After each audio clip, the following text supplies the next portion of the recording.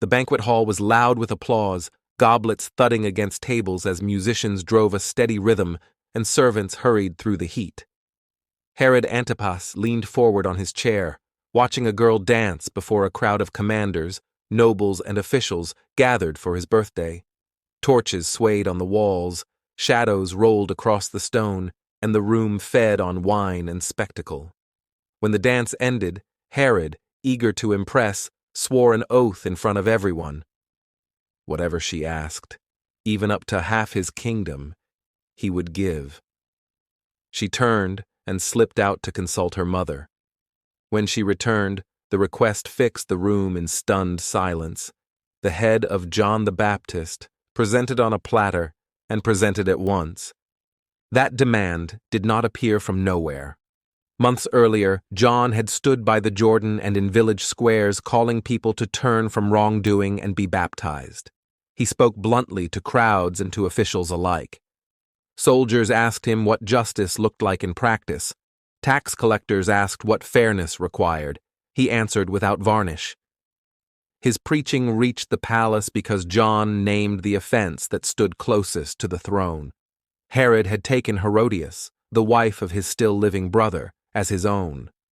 John said the union was unlawful. Herodias carried that rebuke like a wound and looked for a way to see him silenced. Herod himself was caught in the middle. He feared John, recognizing a righteous and holy man, and he kept him safe for a time, listening to him with a mix of fascination and unease. But the pressure of court politics never loosened, and John remained in custody. Josephus, writing about the same period, places the prison at the desert fortress of Machaerus, east of the Dead Sea. Whether or not Mark expected his readers to know the site, the shape of that night is clear. Above, the palace churned with music and boasting. Below, in a cramped cell cut from stone, John waited.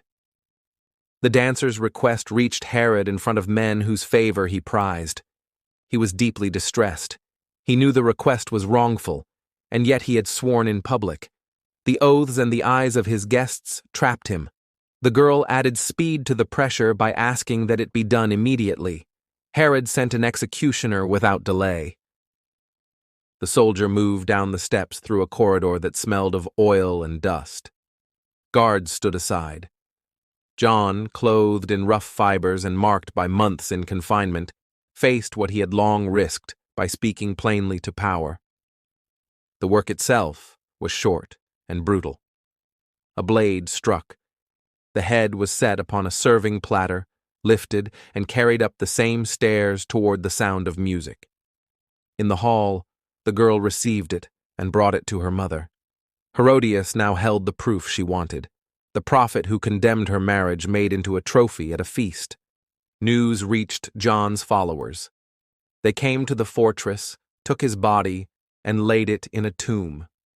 For them, it was the end of the forerunner who had baptized in the river and pointed past himself to one mightier. For Herod, it did not end. Reports spread about Jesus of Nazareth, crowds, teaching, healings, and the ruler told those around him that John had been raised from the dead. The memory of the order he had given at a table followed him into rumors he could not control. From a true crime lens, the case is stark. Motive: Herodias' revenge and a ruler's need to save face. Means: a command and a sword wielded by a guard. Opportunity: a public oath given in front of powerful witnesses. Victim: a preacher whose offense was speech that named an unlawful union inside the palace. Aftermath: a burial by loyal friends and a ruler haunted by what he had done. The elements line up without a maze of suspects or shifting alibis. It is the kind of killing done in daylight terms, dressed in ceremony, enforced by protocol, and wrong from the moment the words left Herod's mouth. Before that night, John's record was consistent. He baptized in the Jordan, and he told soldiers not to extort, tax collectors not to cheat, and those with extra to share.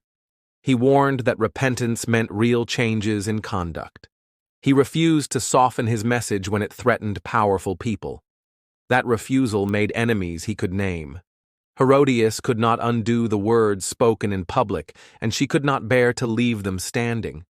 Her path to vengeance ran through the vanity of a court that measured strength by promises shouted over music. Herod's pledge, up to half my kingdom, sounded grand, the kind of boast a client ruler made to dazzle. No law required him to keep a vow that demanded blood. No custom made it honorable to execute an innocent man to defend a boast. But the psychology of that hall closed like a trap.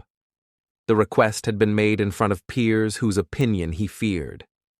The girl pressed for speed. The room was watching. He chose image over conscience and let the order stand.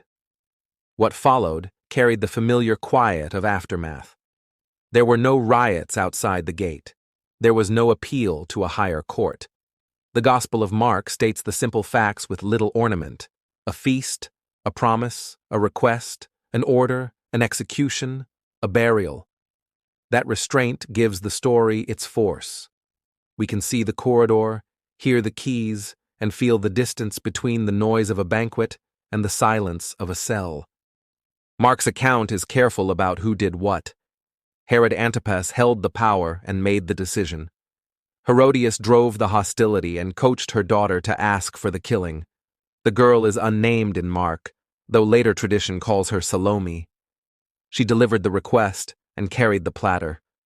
John, the prophet, died for speaking openly where rulers could hear. The chain of cause is short and visible. There is no confusion about responsibility. The longer view only deepens the weight of the crime. Herod ruled at Rome's pleasure. His authority depended on theater as much as force. That night, the theater turned murderous. A birthday became a stage for revenge, pride, and a failure of courage. The story moved into the memory of the early church alongside the work of Jesus, not as a side note, but as a marker of what truth-telling can cost when it confronts power. It reads like a modern brief, because it is plain. A ruler preferred applause to justice, and a mother used her child to secure a death she wanted. The banquet eventually wound down. Torches guttered.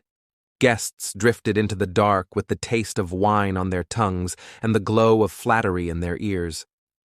Below, the prison returned to its old sounds: water moving somewhere in the rock, wind at the doors, the ring of keys on a guard's belt. A body lay still where a voice had once called a nation to turn and live. History remembered the feast not for its music, but for the moment a ruler traded his conscience for approval and signed a prophet's death with a careless oath. Thank you for listening to Divine Crime.